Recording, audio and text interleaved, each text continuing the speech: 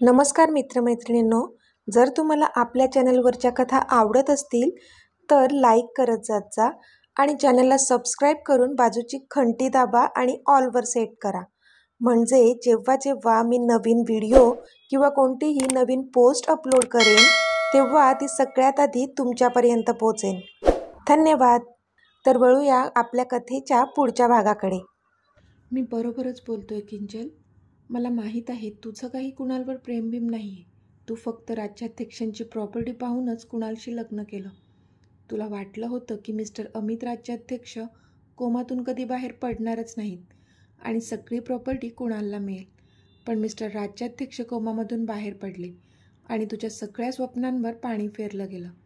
आत्ता ही वेळ निघून नाही गेली आहे. जर स्वतःचं आयुष्य प्रिय असेल तर तिथून निघून कायाला घेऊन इथे ये, तिचे डॅड बोलले आणि इकडे किंजलचा चेहरा पांढरा फट्ट पडला होता.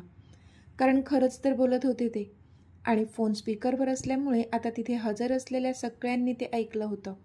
राम आणि रीमा ते ऐकून शॉक झाले होते.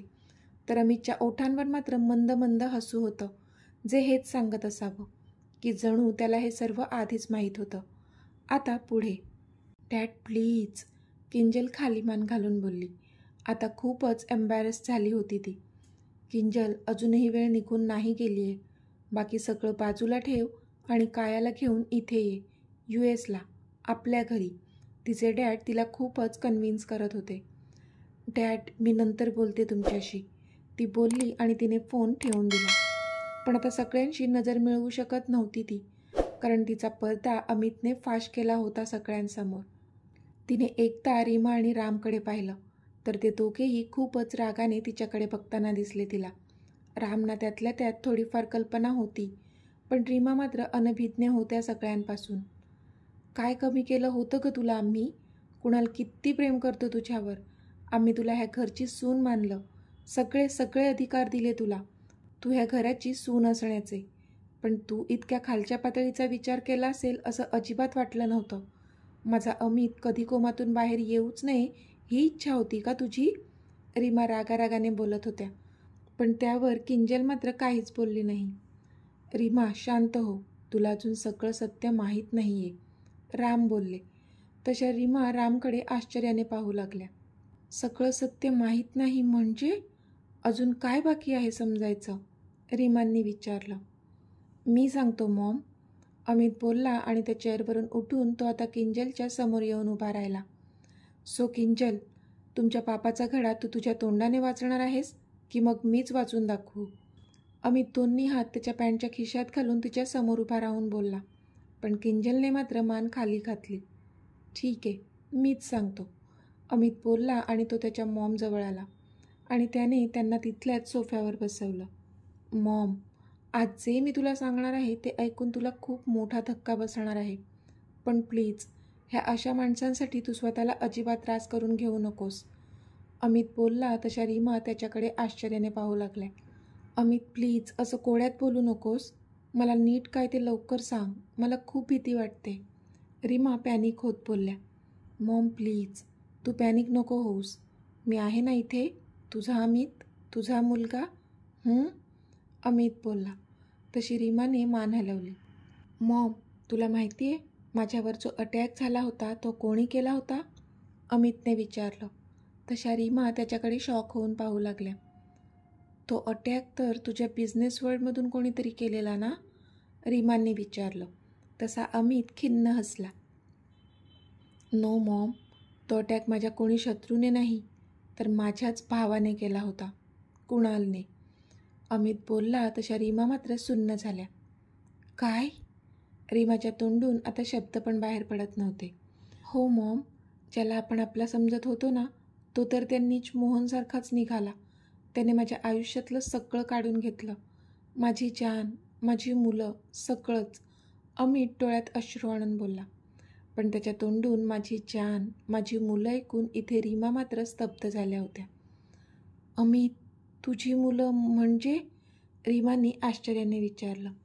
हो मॉम, माझी मुलं आणि तुमची नातवंड, अमित बोलला. आता त्याच्या डोळ्यात अश्रू तर ओठांवर स्माईल होती. पण ते ऐकून रीमा मात्र खूपच आश्चर्याने त्याच्याकडे पाहू लागल्या. त्यांच्या डोळ्यात पण आश्चर्य आणि चमक दोन्ही होते. मॉम, जेव्हा जानू इथून मला सोडून गेली ना, तेव्हा ती प्रेग्नंट होती. तिच्या पोटात माझी बाळं होती मॉम. पण त्यांनीच कुणालने तिला इथून जायला भाग पाडलं. फक्त मी सुखरूप राहावं, जिवंत राहावं म्हणून स्वतःच्या मनावर दगड ठेवून, सगळ्या स्वप्नांची राखरांगोळी करून, स्वतःला सगळ्यांच्या नजरेत खाली पाडून माझी जान इथून मला, आपल्या घराला सोडून निघून गेली होती मॉम, फक्त माझ्यावर असणाऱ्या प्रेमासाठी.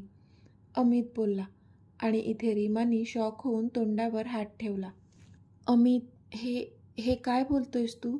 रीमाने एक एक शब्द अडखळत विचारलं, कारण त्यांना आता पुढचं बोलवत सुद्धा नव्हतं, इतक्या शॉक झाल्या होत्या त्या. येस मॉम, हे सगळं खरं आहे, अमित बोलला. म्हणजे ती 2 मुलं जानूची आणि तुझी आहेत? रीमांनी भावुक होत विचारलं. तशी अमितने होमध्ये मान हलवली आणि इथे रीमांना भरून आलं आणि त्यांनी समाधानाने डोळे कच्च मिटले. हो मॉम, जिनू आणि मीता दोन्ही माझी आणि जानूची मुलं आहेत, तुमची नातवंड, अमित हसून बोलला. त्यांनीच कुणालमुळे आम्ही वेगळे झालो मॉम. असं बोलून अमितने रीमांना पहिल्यापासून सगळं सांगितलं. म्हणजे कसा कुणालने त्याच्यावर तो हल्ला घडवून आणला, कसं जानूला कुणालचं षडयंत्र कळलं आणि तिने त्याला विरोध केला. पण अमितच्या जीवाची भीती घालून कुणालने तिला अमितच्या आयुष्यातून दूर जायला भाग पाडलं. कसा जानूने तिचा आणि त्यांच्या दोन्ही मुलांचा सांभाळ केला. त्यात कशी मानवने जानूला हेल्प केली, पण नंतर कशी कुणालने मानवची निर्घृण हत्या केली. सगळं सांगितलं त्याने. पण हे सगळं ऐकून तर रीमाच्या पायाखालची जमीनच सरकली होती. म्हणजे हे असं काही असू शकते असा कधीच विचार केला नव्हता त्यांनी. पण ते सगळं खरं होतं. ज्या जानूचा इतकी वर्ष तिरस्कार केला, तिला नको नको ती दूषणं दिली, ती जानू तर त्यांच्या मुलाचं आयुष्य वाचावं म्हणून इथून निघून गेली होती. रीमानं आता स्वतःचं जानूसोबत आणि मानवसोबत असं निष्ठुर वागण्याचा पश्चाताप होत होता आणि स्वतःचा पराकोटीचा रागसुद्धा येत होता. कारण आपण जानूचं मन कसं नाही ओळखू शकलो. ती एकटी इतकी वर्ष अमितशिवाय कशी राहिली असेल. आणि मानव, त्याच्यावर पण आपण नको नको ते आरोप केले होते, पण त्याने तर अमितसाठी आपला जीव घालवला. विचार करूनच रीमांच्या डोळ्यांतून अश्रू वाहू लागले होते. त्यांनी पुढे होऊन अमितला मिठी मारली. मला जानूकडे घेऊन चल अमित, मी खूप चुकले, मला माफी मागायची आहे तिची. रीमा रडून बोलल्या. मॉम, काम डाऊन, तू शांत हो आधी, अमित बोलला. कशी शांत हो अमित? अजाणतेपणे किती मोठा गुन्हा घडलाय आपल्या हातून. आणि तो कुणाल, त्याला एवढा जीव लावला, त्याने त्याचा असा काही मोबदला दिला, त्याचं कधीच चांगलं होणार नाही. माझ्या कुटुंबाचा सत्यानाश करायलाच जन्म घेतलाय त्या बापलेकाने. त्यांना तर नरकात पण जागा नाही मिळणार. माझी हाय लागेल त्यांना, रीमा रडून बोलल्या. रीमा शांत हो, सावर स्वतःला, राम त्यांना शांत करत बोलले. अहो, तुम्ही ऐकलत ना अमित काय बोलला? रीमा रामकडे बघून म्हणाल्या. हो रीमा, मला माहीत आहे सगळं, अमितने मला आधीच सांगितलं होतं, राम बोलले. काय?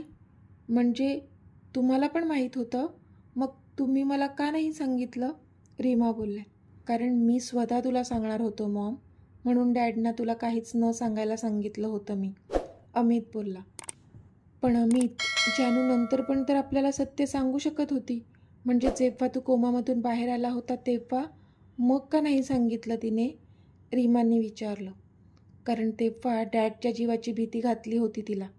असं बोलून अमितने रामसोबत जो केअरटेकर होता त्याच्याबद्दल सगळं सांगितलं आणि रीमा घाबरून 2 पावलं मागे सरकल्या आणि त्या रामच्या व्हीलचेअरजवळ जाऊन त्यांनी रामचा हात घट्ट पकडला. अमित, सोडू नको त्या कुणालला, त्याला अशी शिक्षा दे की अक्षरशः जगण्याची भीती वाटली पाहिजे त्याला, रीमा खूपच रागात बोलल्या. त्याच्या प्रत्येक पापाची शिक्षा तर त्याला दिली आहे मॉम, आणि तो कधीच विसरणार नाही अशीच शिक्षा दिली आहे. आता त्याच्या बापाचा नंबर आहे, अमित चिडून बोलला. म्हणजे तो मोहन तर जेलमध्ये आहे ना? रीमाने आश्चर्याने विचारलं. नो मॉम, बाहेर मोकाट फिरतोय तो, आणि आत्ता जे काही त्याने माझ्या फॅमिलीसोबत केलं आहे ना, त्यासाठी तर त्याला एकच शिक्षा आहे, मृत्यूदंड, अमित बोलला. आणि त्याचा तो अवतार पाहून इथे किंजलने मात्र भीतीने एक आवंढा गिळला. असं काय केलं त्याने आता? रीमाने घाबरून विचारलं. तसं अमितने रीमाना जानू आणि मुलांच्या किडनॅपिंगबद्दल सगळं सांगितलं आणि रीमाच्या डोळ्यात पुन्हा अश्रू आले. नीच माणूस, त्याला तर नरकात जागा मिळणार नाही. त्या एवढ्याशा जीवांशी खेळून काय मिळालं त्याला? निर्दयी. रीमा रडून बोलल्या. मॉम, तू शांत हो. डॅड, तुम्ही प्लीज मॉमला आत घेऊन जा, अमित बोलला. रीमा, चल. राम बोलले तशा रीमा रामसोबत त्यांच्या रूममध्ये गेल्या. आज इतक्या जास्त धक्कादायक गोष्टी समोर आल्या होत्या, त्यामुळे खूपच डिस्टर्ब झाल्या होत्या त्या. आता अमित किंजलच्या समोर येऊन उभा राहिला. सो किंजल, बोल, काय ठरवलं आहेस तू? अमितने विचारलं. पण ती मात्र काहीच बोलली नाही. हे बघ, जी शिक्षा कुणाल आणि मोहन भोगतोय ना, त्या शिक्षेस तर तू सुद्धा पात्र आहेस आणि ती मी तुला दिलीही असती. पण एक गोष्ट ही पण आहे की माझ्यावरच्या अटॅकमध्ये आणि जानूला माझ्यापासून दूर पाठवण्यामध्ये तू कुणालसोबत नव्हतीस. तू नंतर त्याच्या आयुष्यात आलीस म्हणून तुला सोडतोय. आणि दुसरं म्हणजे फक्त आणि फक्त कायासाठी मी तुला सोडून देतोय. तुम्हा दोघांमुळे तिने का सफर करावं? एवढासा जीव आहे तो. तिला बापाची नसली तरी आईची माया मिळायला हवी. आणि फक्त तिच्यासाठी मी तुला एक संधी देतोय. कायाला घेऊन US ला निघून जा. कायाच्या भविष्यासाठीची सगळी तरतूद मी केली आहे. मला कायाची काळजी आहे, पण सध्या तिला तिच्या आईची गरज जास्त आहे.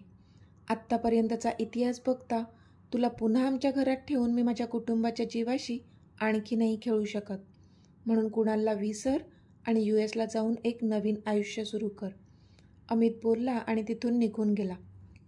पण आता अमितचं ऐकण्याशिवाय तिच्याकडे कोणताच पर्याय शिल्लक राहिला नव्हता. कारण एव्हाना तिला कळलं होतं की नक्कीच अमितनेच काहीतरी केलं असल्याशिवाय तिचे डॅड काही तिला हा निर्णय घेण्यास नव्हते सांगू शकत. आपल्या डॅडने आपल्याला हा निर्णय घ्यायला सांगितलाय म्हणजे नक्कीच अमितने आपल्या डॅडचा पण चांगलाच गेम केलाय, हे एव्हाना लक्षात आलं होतं तिच्या. इथे जानूला आता जिनू आणि प्रिन्सेसच्या वॉर्डमध्ये शिफ्ट केलं होतं. सगळ्यात आधी तर तिने कडकडून मिठी मारली त्या दोघांना आणि मग त्या दोघांच्या चेहऱ्यावर पटापट खूप सारे किस केले. ते दोघेसुद्धा तिला अगदी घट्ट विलगले होते. दोघांनीही तिला एका क्षणासाठी सुद्धा एकटं सोडलं नाही. मम्मा, यू ओके ना? जिनूने विचारलं.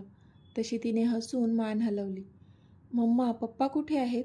प्रिन्सेसने विचारलं. ते घरी गेले आहेत. आता उद्याच येतील भेटायला. त्यांना पण आराम मिळायला हवा आहे ना? ते पण थकलेत खूप, आशू बोलली. ओके मासी, प्रिन्सेस बोलली. मॅम, तुम्हाला आता आराम करायला हवा. तुम्ही प्लीज मुलांना इथे द्या.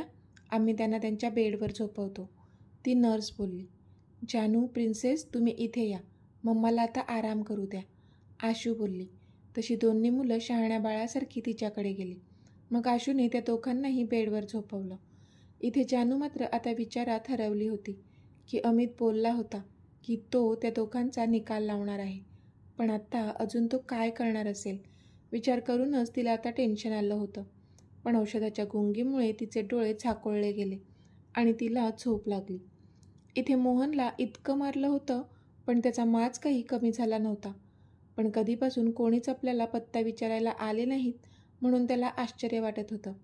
पण एका गोष्टीचा त्याला आनंद होता की अजूनपर्यंत अमित त्याच्या फॅमिलीपर्यंत पोचू शकला नसेल आणि आत्तापर्यंत तर त्याची फॅमिली गुदमरून मेलीसुद्धा असेल. तुला मला तीळ तीळ मरताना पाहायचं आहे अमित. जर मी आणि माझ्या फॅमिलीला तू जगू देणार नाही आहे ना, तर तू सुद्धा तुझ्या फॅमिलीशिवाय कसा जगू शकतो ना, मला पण बघायचं आहे, मोहन मनातच बोलत होता. इतक्यात एक जण आत आला आणि त्याने जेवणाचं भरलेलं ताट मोहनच्या समोर ठेवलं. तसा मोहन आश्चर्यचकित होऊन जागचा उठला आणि त्याच्याकडे पाहून जोरजोराने हसू लागला. तसा तो माणूस मात्र विचित्र नजरेने मोहनकडे पाहू लागला. तुला काय झालं हसायला? त्या माणसाने विचारलं. काय रे, मला मारून मारून थकले ना तुम्ही? आणि आत्ता काय हे पंचपक्वानांचं ताट माझ्यासमोर आणून ठेवलं? तुम्हाला काय वाटलं हे असे जेवणाचे आमिष दाखवून तुम्ही माझ्याकडून सगळं वधवून घ्याल? अरे हाड, तुम्ही माझा जीव जरी घेतला ना तरी मी तुम्हाला पत्ता सांगणार नाही आहे. घेऊन जा हे जेवणाचं ताट इथून आणि जाऊन सांग तुझ्या बॉसला. त्याने जग इकडचं तिकडे केलं ना तरीसुद्धा तो त्याच्या बायको मुलांना कधीच शोधू शकणार नाही, मोहन हसत हसत बोलला. तशी त्या माणसाने नाहीमध्ये मान हलवली आणि आता तो माणूस मोहनच्या समोर येऊन उभा राहिला. तसा मोहन मात्र त्याच्याकडे प्रश्नार्थक पाहू लागला. तुला काय वाटलं रे? आमचा बॉस काय तुझ्यावर अवलंबून राहणार होता का त्यांच्या फॅमिलीला सोडवण्यासाठी? आणि हे पंचपक्वानांचं ताट तुझ्याकडून सगळं वधवून घेण्यासाठी तुला दिलं आहे? नाही रे, कीव करावीशी वाटते तुझ्या बुद्धीची, तो माणूस हसून बोलला. तसा मोहन अजूनच शॉकिंग नजरेने त्याच्याकडे पाहू लागला. नाही कळलं? मी सांगतो. बॉसच्या फॅमिलीला बॉसने कधीच शोधून काढलं आहे आणि ते सगळे आता सेफ आहेत.